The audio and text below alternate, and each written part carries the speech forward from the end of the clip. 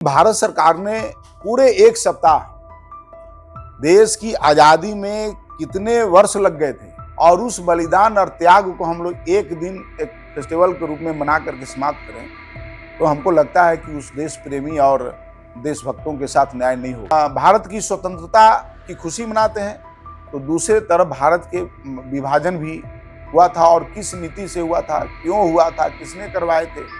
तो आज के युवा पीढ़ी को यह भी जानना चाहिए। पूरे बिहार में सामूहिक गान हो, वंदे मातरम हो। 10 अगस्त को बिहार की राजधानी पटना में ऐतिहासिक दिन होने वाला है। हर घर तिरंगा अभियान 2026 के तहत बिहार की राजधानी पटना में 10 अगस्त को भव्य तिरंगा यात्रा निकाला जाएगा। इस पूरे मामले को लेकर कला संस्कृति मंत्री प्रमोद चंद्रवंशी ने पूरी जानकारी दी है। आप इस वीडियो में देखिए।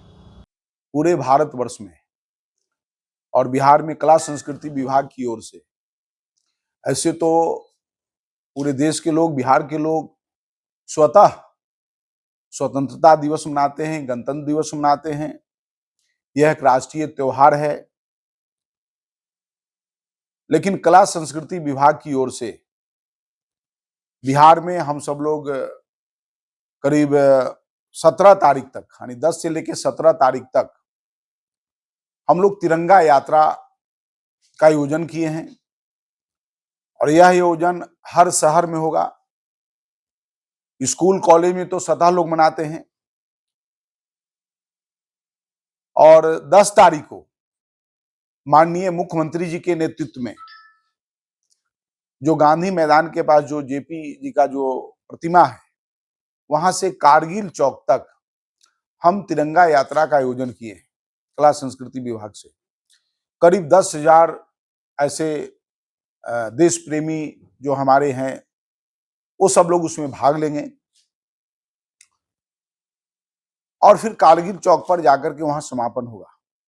इस तरह के कार्यक्रम बिहार के सभी जिला में होगा, सभी प्रखंड में होगा, क्योंकि राष्ट्रीय त्योहार को कुछ लोग पहले एक दिन मनाते थे। उनको लगता था चलो हो गया, बस स्वतंत्रता दिवस, गणतंत्र दिवस एक दिन का त्योहार है।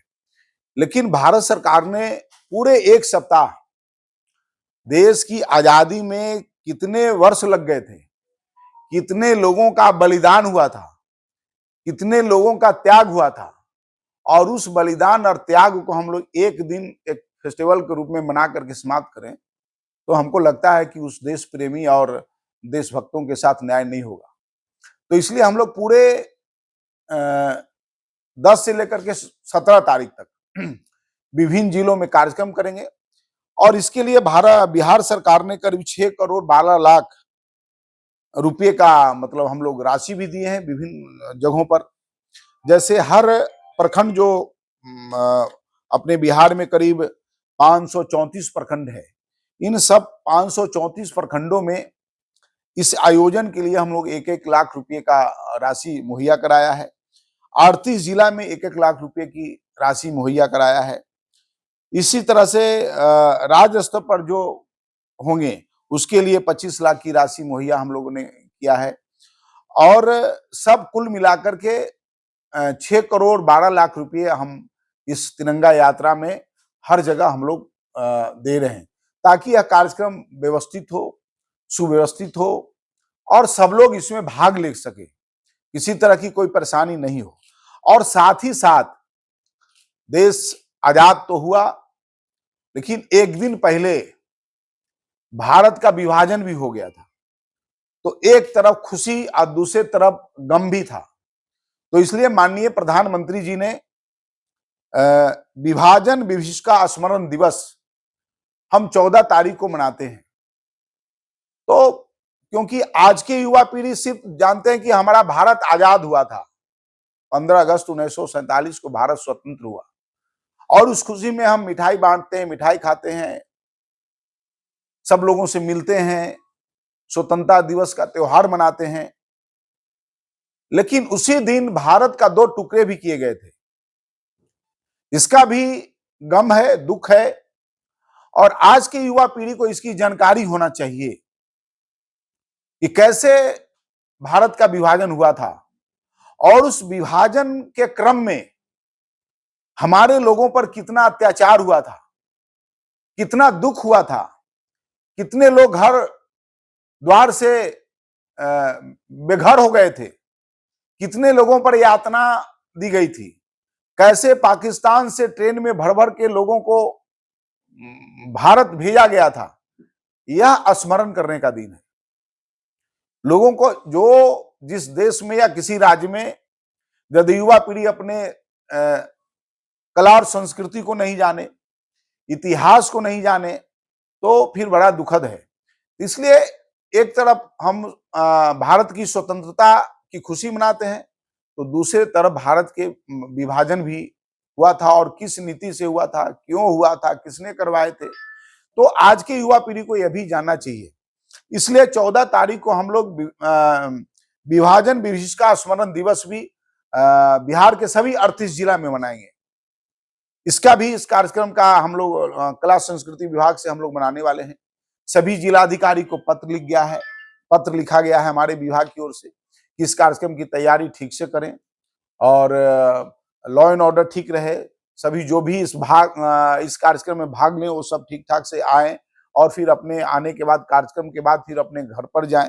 तो इस तरह के आयोजन हम सब लोगों ने किया है। पूरे बिहार में सामूहिक गान हो, वंदे मातरम हो, और खास करके अभी माननीय प्रधानमंत्री जी को मैं बिहार की ओर से धन्यवाद देना चाहता हूं कि उन्होंने वंदे मातरम जो अपना गायन है, ये बंकिम चंद्र चट्टोपाध्याय जी की लिखी हुई है, जो पहले इसकी प्राथमिकता नहीं थी। जन गण मन जो हमारा था उसका ही हम प्राथमिकता देते थे। तो मैं माननीय प्रधानमंत्री जी को धन्यवाद देता हूं कि आपने जो वंदे मातरम का जो आप अनिवार्य कर दिया है, जिससे वह देश की आजादी का एक कहिए कि मिसाल बन गया था। सबके जो भी कहीं मिलते थे क्रांतिकारी देशभक्त, तो सीधे वंदे मातरम यह उद्घोष हो गया था।